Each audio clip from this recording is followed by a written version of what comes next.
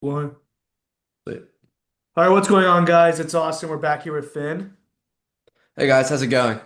It was a great weekend of football. There's also been a lot of stuff going on in other sports leagues too. So we're gonna kind of hit everything today. We're gonna review the past wildcard games like we kind of did with Dev a couple days ago. We're gonna predict the coming games for this weekend. Finn and I did pretty good on our picks last week. Went 5-1 with the only not right pick being the Eagles. And then we're gonna talk a little NBA. There's been a lot going on there. Okay, so we're just gonna kind of start off with last weekend.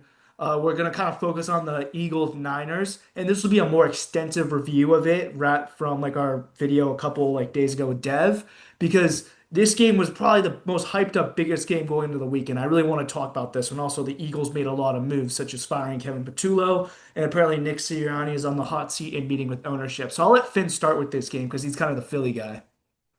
Yeah, I mean, where do you even start with this game? I think there's so many things to touch on. First of all, I guess the main point I would like to make is about AJ Brown.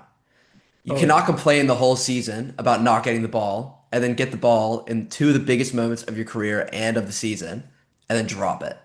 It is just inexcusable. It is horrible. It is terrible play. And as much as Kevin Patullo has been an issue this season, AJ Brown really, really has not made things easy for this team. And then I mean, I don't want to rag too much on the other players. I mean, like Jalen Hurts played all right. Jalen Hurts played fine. I wouldn't blame the game on him. I know a lot of people had questions about him going in. Saquon Barkley played pretty well despite that drop pass at the not end of the very well game. actually in the beginning too. Yeah, yeah, I mean, for the first half, he was pretty much carrying the offense. It was kind of Mhm. just all going through him. And then Smitty had that unfortunate drop, but I don't know. I mean, it really, I think, just comes down to AJ and Kevin Patullo. And Kevin Patullo's gone now, which is amazing. Yeah, I and I woke think up to that AJ's this morning. next. Yeah, I mean, I hate to say it, but like, it's really all that's been on my mind since this loss is AJ Brown. Like, I cannot stop thinking about how much he complained and how poorly he played. And I think I saw something on social media. I think it was Shannon Sharp saying you can't ask to speak to the media all season because you're not getting the ball. And then when you drop the ball twice and you finally have an opportunity to play well, you don't speak to the media and you just leave. That is a really, really poor way to go Oh, out. awful. And Finn, want to know what's something interesting? AJ Brown in the postseason, up until this game, has been phenomenal. Like, if you think Yeah, about it, like the last Super Bowl, I think every Eagle had a good game, so I'm not going to really count that. But the first Super Bowl against the Chiefs, he had that huge catch, and he was kind of the highlight, I felt like, of their offense that day, even though Jalen Hurts had a great day in that first Super Bowl versus the Chiefs. But even before that, too, with the Titans, and they had lost the Ravens in 2020 in the playoffs, but he played great in that game. He played decent in the loss against the Bengals because I kind of looked up the stats there, and also in the 2019 playoff run where they beat the Patriots and Ravens, he had solid games there too. So it's like he was a kind of, I don't want to say he was better than the regular season because like outside of, I think this season's just an outlier for everything for him. But I mean, he's been yeah. a consistent, what, 12, 1,300 yard receiver with like 10 touchdowns each year. I mean, I could pull up his stats right now. I mean, he has been like, I mean, okay, he is still, in my opinion, a top 5 to 10 receiver in the league. Yeah, Um, definitely. but it's just this season was kind of inexcusable. Like this season, he ended. I mean, he still had 1,000 yards, 78 catches, 1,003 yards, 7 touchdowns. But I mean, in the past couple seasons, I mean, the first 2 years with the Eagles, he had 1,400 yards. Like he's like, I mean, if you're the Eagles, just trade him this offseason because I mean, they don't really need him.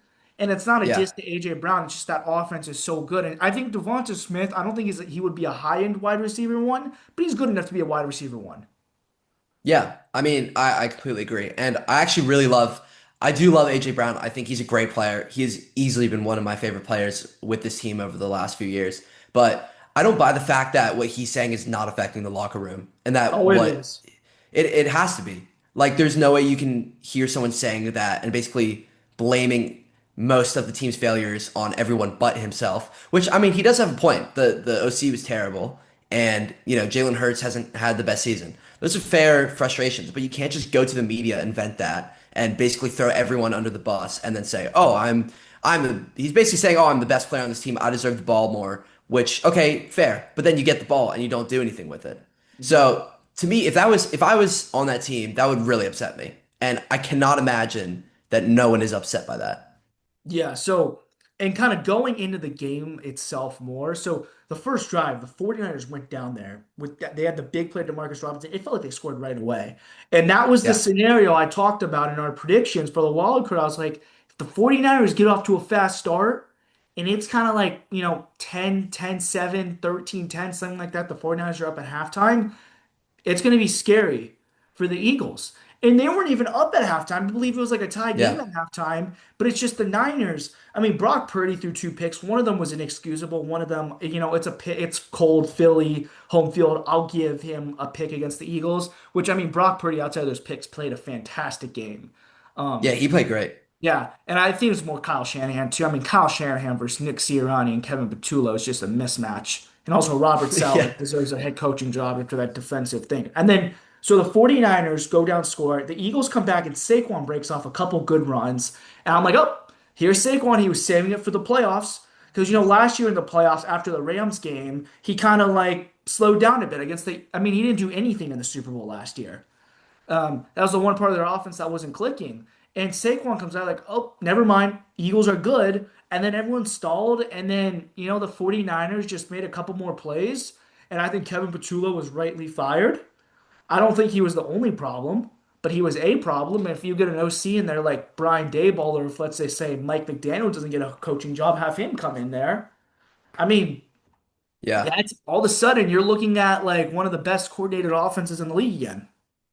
Yeah, and I mean, honestly, I'm not a huge fan of all of the coaches that could be an OC for the Eagles that are on the market. Like I'm not too high on Kevin Stefanski or even Brian Daboll, as decent as he is. But really anyone would be better than Kevin Patullo. It doesn't take a genius to make this offense at least decent.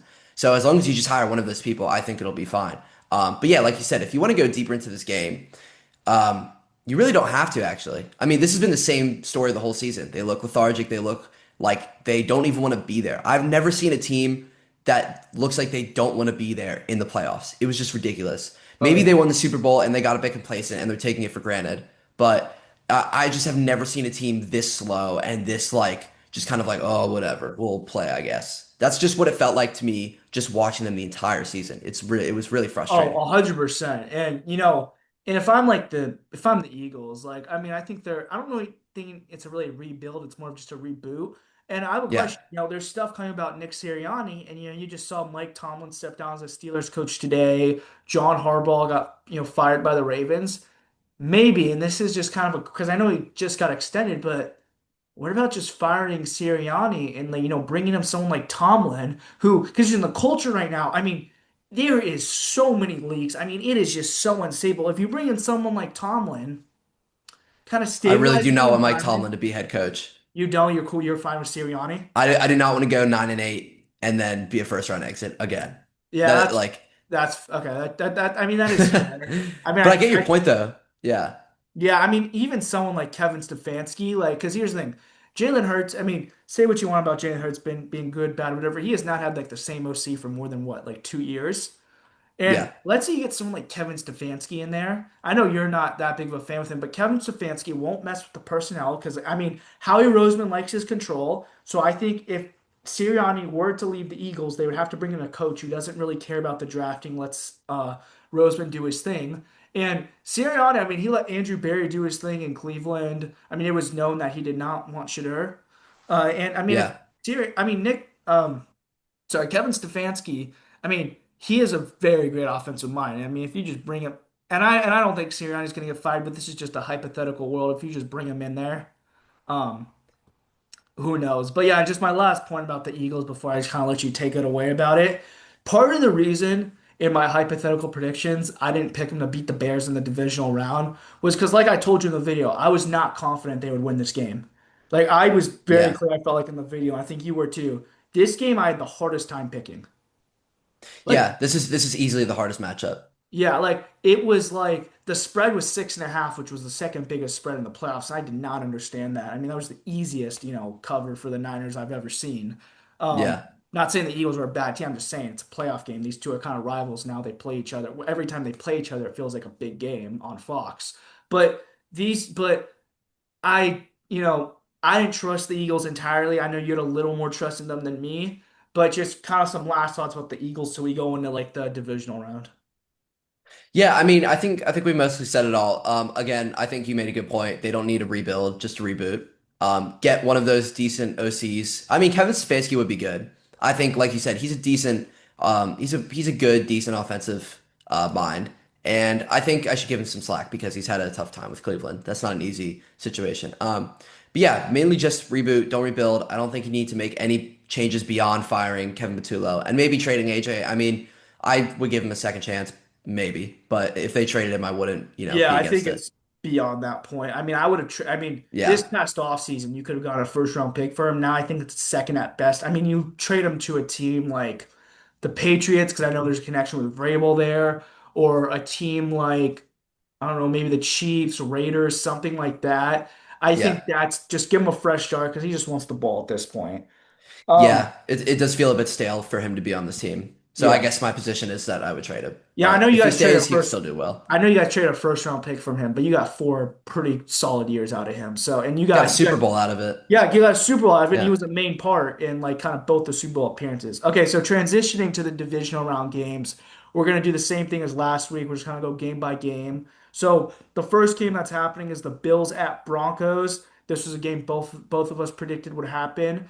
The Broncos are 1.5 point favorites against the Bills. Not entirely surprised by the line, but I mean it's really close.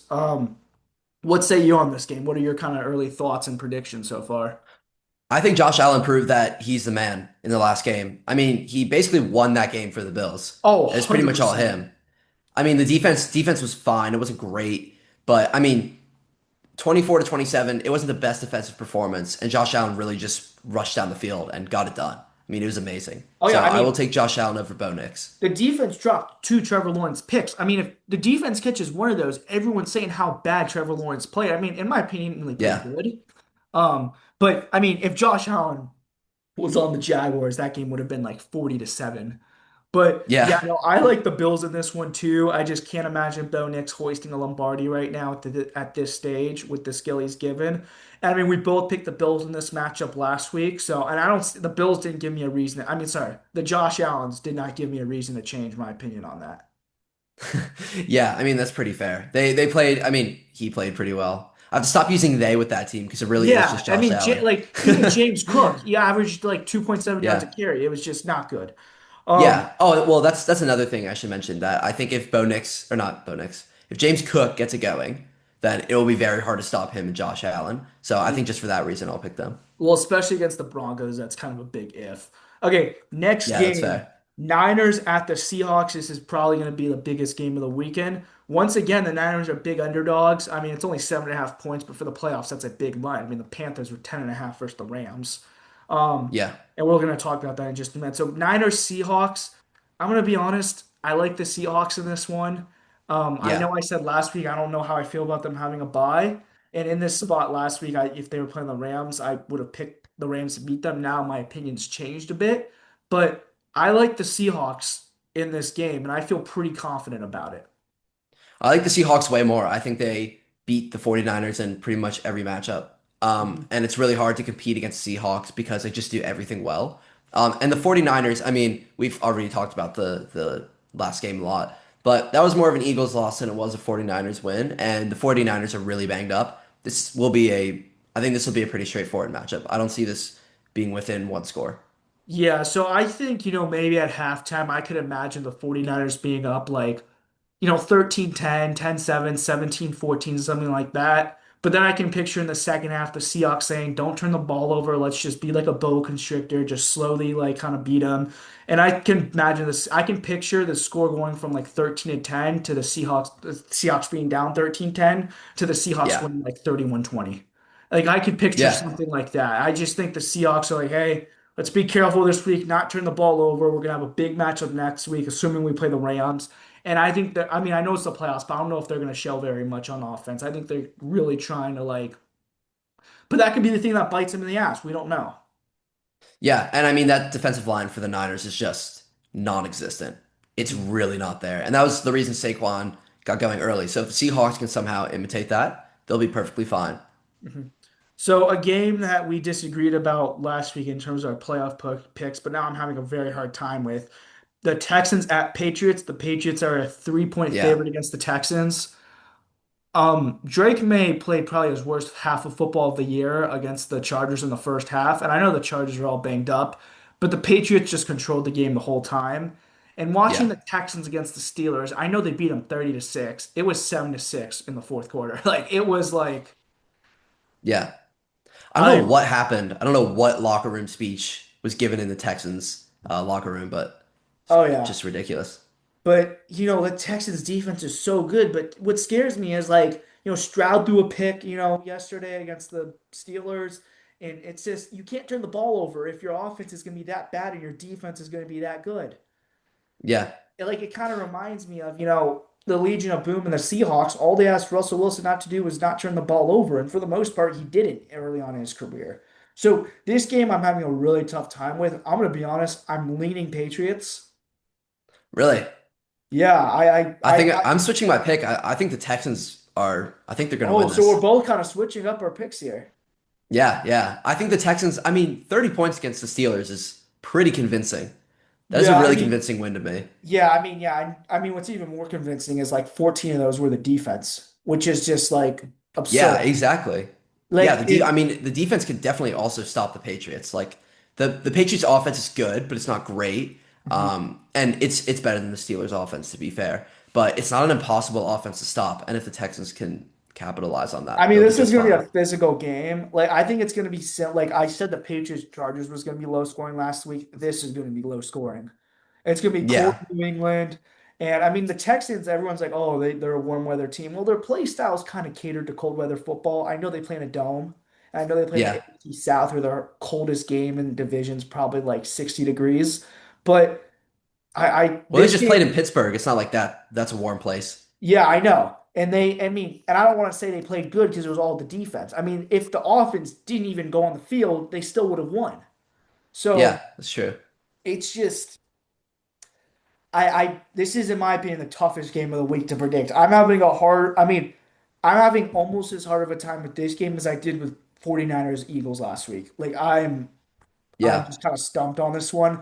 I'm gonna say Patriots because of the home field, but like I said, I picked the Texans to go to the Super Bowl. I don't feel great about this pick. I think it's a coin flip. Yeah.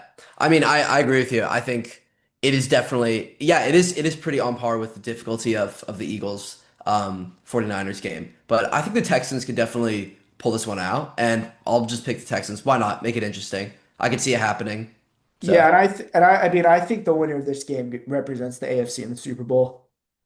yeah, I agree with you. Well, actually, I don't know because I could see the Bills beating both of these teams. But it would be a really close game, Yeah, I but mean, I can the see it happening. Texans crushed the Bills in the regular season. I know the score's like 23-19. It felt like it was like 33-10. And Yeah. the Patriots, they each won kind of one game. And I mean, I would probably pick the Patriots against the Bills because the home field.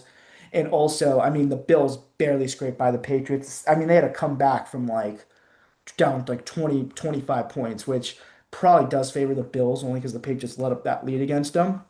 But that's the thing with the Bills is that they kind of just play composed because they've been here. And that's one Yeah, thing I was that is one alluding thing. to They've been here earlier. before. Yeah. Yeah.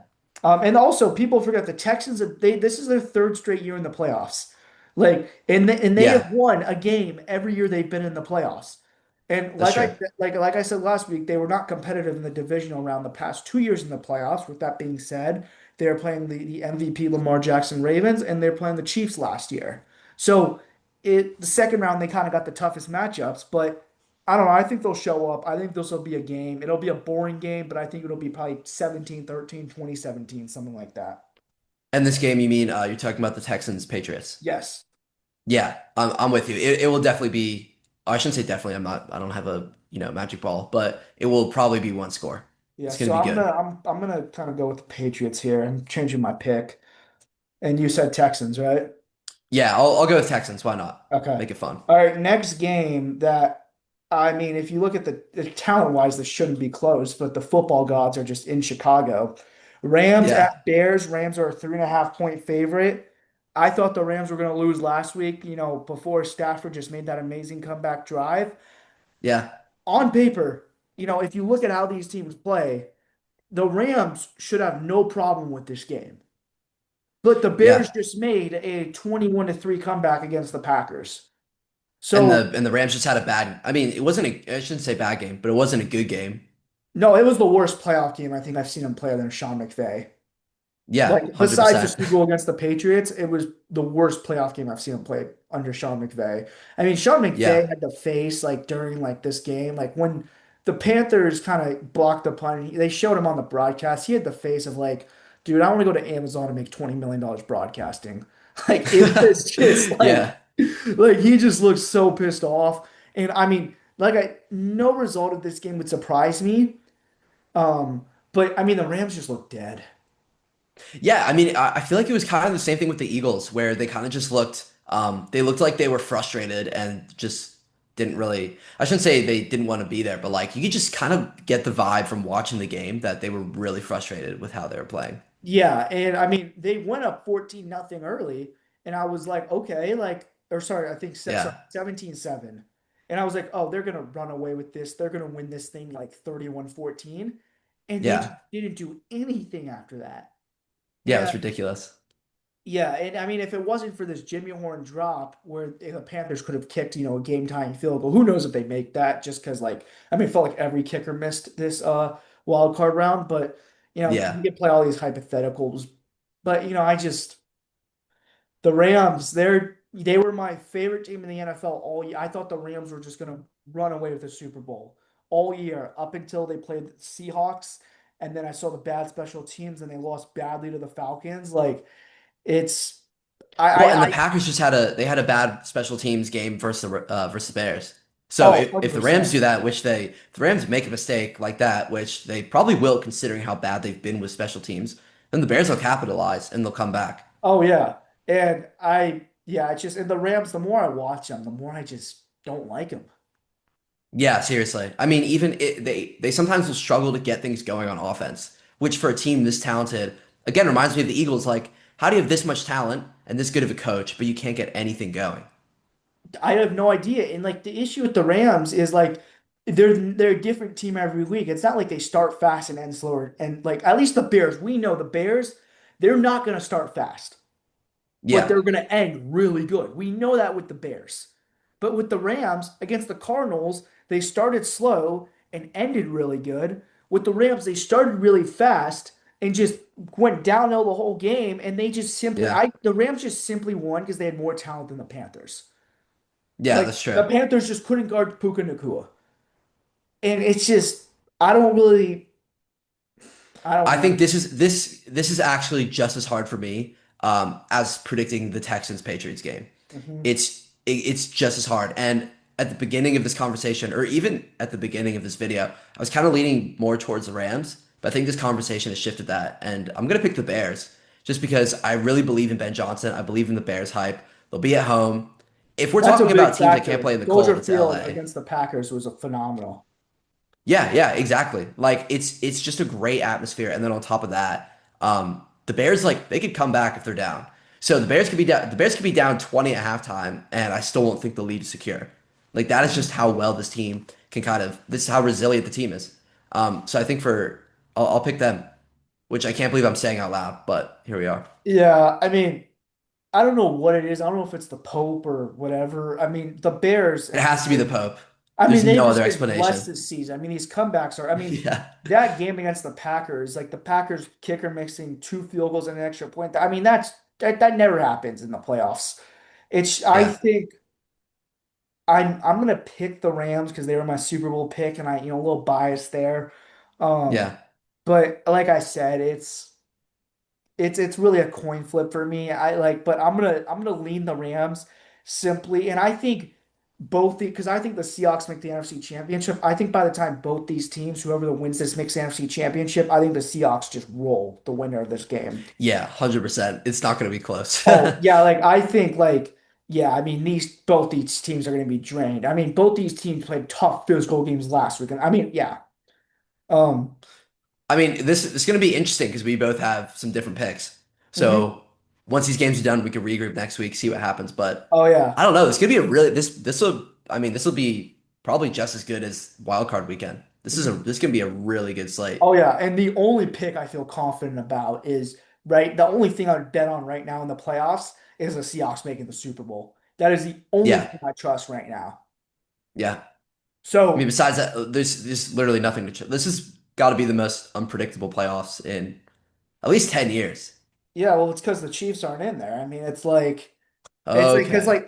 It's there was an obvious team. You're like, oh, the Chiefs. It's like because the past what 25, 30 years we've had we had the Chiefs and Patriots.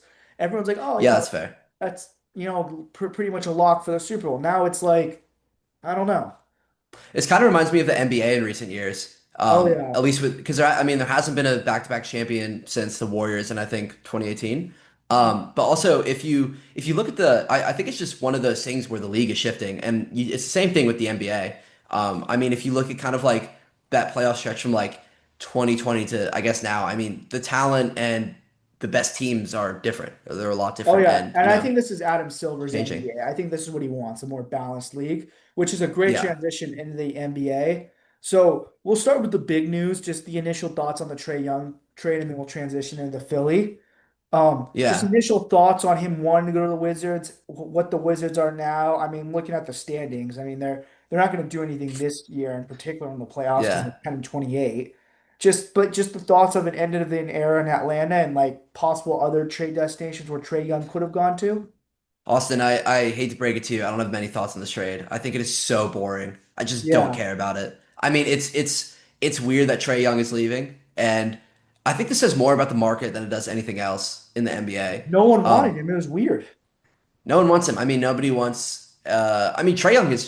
His upside is amazing. I mean, he's a great player. I mean, offensively, he's one of the best talents in the league, but defensively, he's just barbecue chicken. Like, Oh yeah.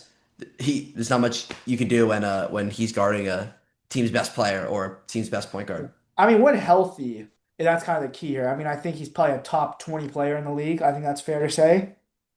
Um, Yeah, yeah, Top top 20, 20, 30, 20 25. might be pushing it.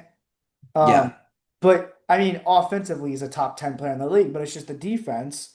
And it's not like yeah, he's like a prime Steph Curry where, he doesn't need to play good defense because his offense is so good. And now I think the league's transitioning back to more of a balanced league. Like in the late 2010s, early 2020s, it was just all offense, no one played defense. Now, you look at what yeah, the Thunders did last year. You look at the Nuggets in their championship run. You look at the Celtics. Those are all physical teams. And yeah. defense is important. Yeah, and I think especially with this Hawks team currently, they have all this really good young talent, and I think they're trying to utilize that rather than kind of just it's the same. I mean, it's you see there's so much of this in sports recently where a player is just getting stale in their situation or a coach is getting stale in their situation. And I think it's the same thing with Trey. Like if you can't get to the finals in 2021, which is kind of your year. I mean, the Hawks were always a middle of the road team. Yeah. Then you probably won't get that chance again. And they've tried to do things to improve the roster, improve the chances, get a new coach, and it's just not working. So when Trae Young is out and they're losing more when Trae Young's out and they're winning more, I think that just That's a says something sign. about the roster. Yeah, and I mean they have some really fun young players. Like they have Dyson Daniels, they have Jalen Johnson. They have so many. They have a fun team, and if they draft well and kind of make moves in free agency, then they can make a push to have a better young team in the future. Okay. So now we're going to talk about the Sixers. Fifth in the East right now. It's sitting at 22 and 16. Yeah. Not a bad, not the worst season so far. Definitely not the worst season. I was saying this to my one of my friends the other day. This is probably the most fun I've had watching the Sixers since They're 2020 to entertaining. 21. Yeah, I mean, but like in before the playoff series in 2021. And yeah, they are. Yeah. They're really entertaining. I mean, they can kind of just do they have a lot of players who could do multiple things. They're a really like eclectic team in that sense. And I mean, Embiid can play offense and defense. Maxey kind of does the same thing. And it's like what you were saying with guards before. I mean, Maxey is arguably the best point guard in the league right now, besides Shea. I mean, Shea's amazing. Um, but yeah, I mean, there's just so many ways this team can hit you, and it's really fun to watch because you never know who's going to have 30 points. I mean, you'll know Tyrese will, but Yeah. besides that, And I will say, Embiid gets a lot of shit, and I've given him a lot of shit recently, but his willingness to play, defense is in all, like, because everyone wants to play offense, but his willingness to play defense, I don't think that should go, like, kind of unmentioned. I mean, he's having yeah, a pretty good comeback year, considering, like, kind of all the injuries and the years he's had, like, in the past. Like, since his MVP year, it's been a downhill trend, but this year, he's been a good teammate, in my opinion. this has been his best year since he got injured in 2024. Oh, I yeah. mean, the bar is really low, but Yeah. still, I mean, he's averaging. I think his per 36 minutes are still kind of what they were in that in the video we had 2 months ago, kind of talking about the Sixers. Like Yeah. it's still like 30 and 10, which is ridiculous especially kind of at his age and given all the injuries that he's had. Um, but he's still playing at an elite level, and his defense isn't what it used to be. But I mean, he's still like, if you turn on the highlights every few games, like he'll have a pretty impressive block, and he kind of is still that force in the paint. Players won't really, they'll kind of hesitate to drive on him and, Oh make yeah. moves on him in the paint. Yeah, I mean, this isn't a championship team in my opinion, but they'll be in the playoffs. I think they can win a series or two. I think they're definitely interesting. Yeah. Well, I mean, this team, I mean, we've been saying They this play for well together, a I'll say decade that. now. Yeah, yeah. I mean, there's that stat where their big three in the first 4 games together didn't win. But now they're kind of just they're on a streak. They've been doing really well. And I'm not going to say this is a championship level team, because there's so many ifs, whats, and so many factors you have to consider. But yeah, they could win a series or two. At the very least, they'll be entertaining. Oh yeah, they'll be And a tough out for sure. they will be a tough out. Yeah, I mean, if you want, we can go through all the ifs, but I mean, you could. I mean, everyone watching could In my probably opinion, the guess off the Sixers top of will their be head. this year what the Pistons were last year in terms of the playoffs. Like I know that the Mm, Knicks took them out in six, but it was a tough 6 games. Like it was a yeah, really competitive series. So I think they'll be in the playoffs this year what the Pistons were last year. yeah, that's true. And I mean, this team is what's crazy about this team is that they're still kind of young. Like they Mhm. have Maxi and VJ, obviously. Then they have Dominic Barlow, who's been amazing this year. And then Jared McCain, Quentin Grimes. McCain isn't great, but he's been is still someone who could develop into a talent. But still, there's like 4 other people on this team who, if Embiid and Paul George don't play, then can kind of just like step up. Okay. One more question. We're gonna make this one a quick one, just rapid fire. What Yeah. is your NBA Finals pick right now? Still the Thunder. Still the Thunder. I know they haven't been great recently, but I really don't see any other team in the league competing with them. I think whoever wins the West will win the championship. Yeah, that's very fair. I will say the Celtics are interesting, especially once they get Tatum back. I mean, they're Yeah, holding they're up fun. right now. I like the Spurs. I think I like the Spurs because Yeah. I feel like they just keep getting better every year, and I just like it's like a nice upward trend. Well, the Spurs are the only team right now that could probably beat the Thunder in a Oh playoff yeah, they series. match up well with them in my opinion. Yeah, I mean, people are I think sleeping on the Thunder a bit right now just because of the recent They're weeks just of their boring to losses. watch. They are going to watch. They're predictable. You'll know they'll win. But at the same time, people have to remember they will crank it up a notch when the playoffs come. Like teams just don't get worse in the playoffs. It usually doesn't happen. Well, unless you're the Eagles, then maybe you Yeah. do. All right, so it was great talking to you, Finn. I feel like we talked about a lot of good stuff today. We'll probably do this again next week. We probably won't be talking about the Eagles because they don't play this weekend, but Definitely it's not. but they might make an OC hire by then, so who knows? So thank you I as would always, honestly Finn, just for love to have a week where we don't talk about the Eagles. It's been oh yeah. so frustrating to watch this whole season. So thank you as always, Finn, for coming on, and we'll probably be doing this every week until the Super Bowl. Yeah, thanks, Austin. See you All right. soon.